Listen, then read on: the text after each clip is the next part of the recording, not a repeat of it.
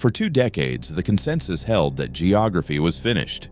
Capital moved instantly, information traveled everywhere, supply chains stitched the world into a single interdependent surface. Distance had been defeated by fiber optics and containerization.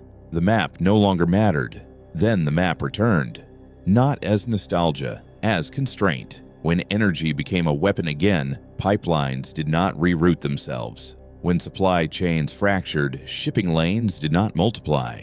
When strategic competition resumed, the physical world reasserted itself as the structure beneath everything else. This is not about a return to the past. It is about the re-emergence of a logic that never left. Geography is not terrain. It is the distribution of resources, distance, and access across space. It determines what is costly, what is reachable, and what must be defended. It shapes the menu of options available to any actor before a single decision is made. Political systems adapt to geography. Economic models depend on it. Military force is constrained by it. Even digital infrastructure runs on physical cables laid across ocean floors and routed through sovereign territory. Geography does not determine outcomes. It determines the cost structure of attempting them. That cost structure bends everything else toward it. The illusion of geography's irrelevance emerged during a specific historical window. Globalization accelerated under conditions of American naval dominance, open trade routes, and cheap energy. The system worked so smoothly that its foundations became invisible. Actors optimized for efficiency, not resilience. Supply chains stretched across continents because fuel was abundant and sea lanes were protected. Just-in-time logistics replaced stockpiles. Distance shrank to a variable in a spreadsheet. But efficiency is not the same as stability. The system was optimized for a world where geography did not impose friction. When friction returned, the system had no margin. Energy is the clearest case. Hydrocarbons do not teleport. They move through pipelines, tankers, and rail lines, all of which cross physical space controlled by specific states. Energy security is therefore inseparable from geographic position. Europe's dependence on Russian gas was not ideological, it was structural. The pipelines already existed, the infrastructure had been built. Rerouting supply required new terminals, new contracts, and new transit agreements, all of which took years. The digital economy did not exempt itself. Data centers require electricity. Electricity requires generation. Generation requires fuel or geography that supports renewables. Even cloud infrastructure is anchored to place. Maritime geography remains the most important constraint on global trade. 90% of goods by volume still move by sea. Chokepoints like the Strait of Malacca, the Suez Canal, and the Strait of Hormuz are irreplaceable. There is no alternative route that does not add weeks and massive cost. Control of these passages is control of access. A state that can close or credibly threaten a choke point can influence economies thousands of miles away. Naval power exists because oceans are not neutral space. They are corridors that must be kept open or can be denied. This has not changed with digitization. It has been forgotten during periods when no one contested it.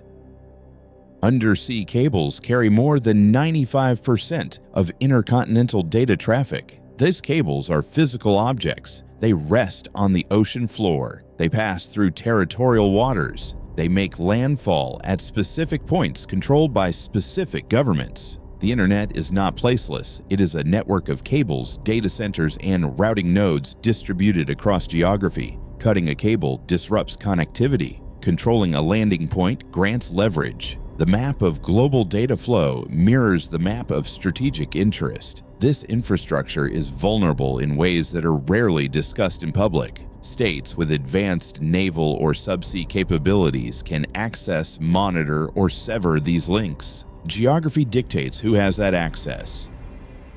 Distance still costs. Moving goods, people, or military assets across space requires time, fuel, and logistics. Technology has reduced some of those costs, but it has not eliminated them. A missile can cross an ocean in minutes. A division cannot. This asymmetry creates strategic depth for some actors and exposure for others. Large continental states have buffer zones and redundant infrastructure. Small states and islands do not. Geography does not determine the outcome of a conflict, but it determines who can absorb losses and who cannot. The same applies to economic competition. Proximity to markets reduces shipping time and cost. Proximity to resources reduces input costs. Remote location is a tax on every transaction. Taiwan is not strategically important because of ideology. It is important because of location. The island sits along the busiest shipping lanes in the world. It controls access to the East China Sea. It is the only major gap in the island chain that runs from Japan to the Philippines. Its semiconductor industry is critical, but that industry exists in part because of Taiwan's position within regional supply chains and its access to shipping routes. Moving that production elsewhere is possible in theory. In practice, it requires reconstructing an entire logistical and industrial ecosystem. Geography made Taiwan valuable before it became a semiconductor hub. The chips reinforce that value. They do not replace it.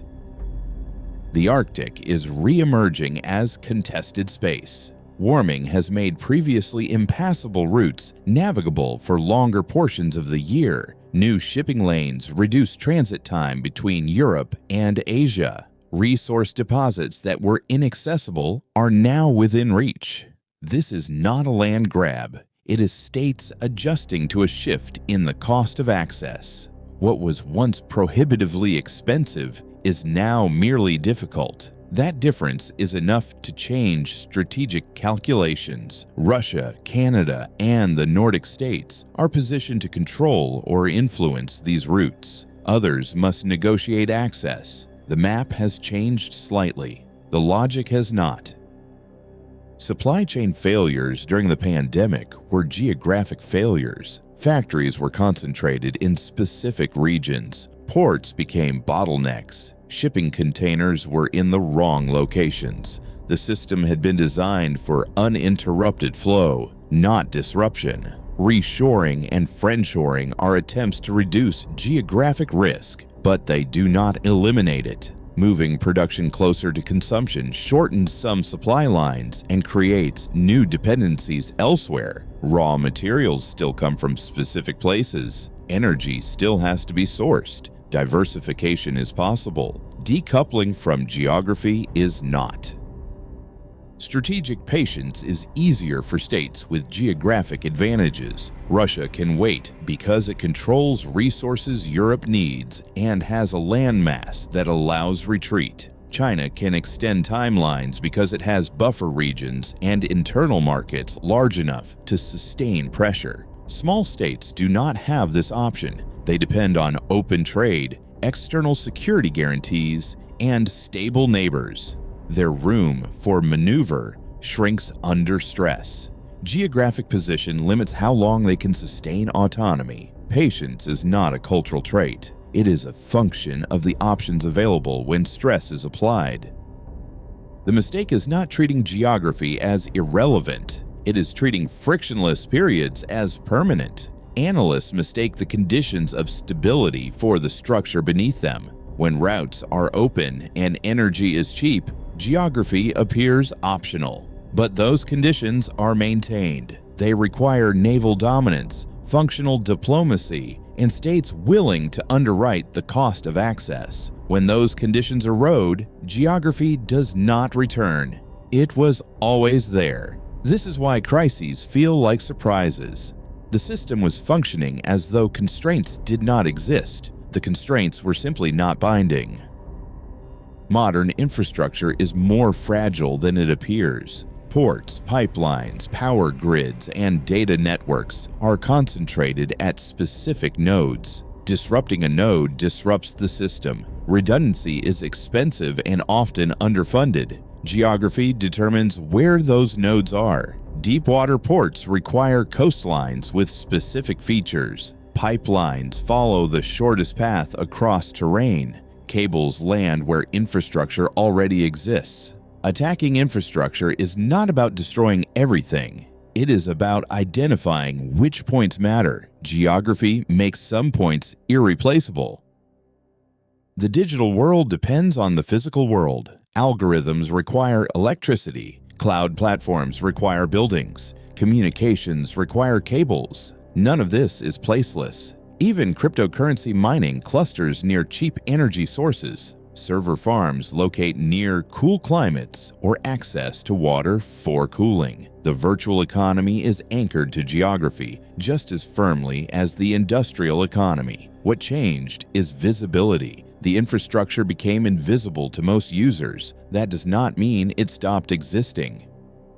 Geography is not destiny. It is the distribution of costs. States with favorable geography do not automatically win. They simply have more options when systems are under stress. States with unfavorable geography must work harder, spend more, or align with others.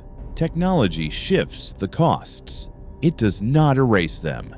A world connected by fiber and trade routes is still a world where those routes matter. The illusion that they did not was a feature of a specific era. That era is ending. Not because geography returned, but because the conditions that made it seem irrelevant are no longer guaranteed. What remains is what was always there: the map.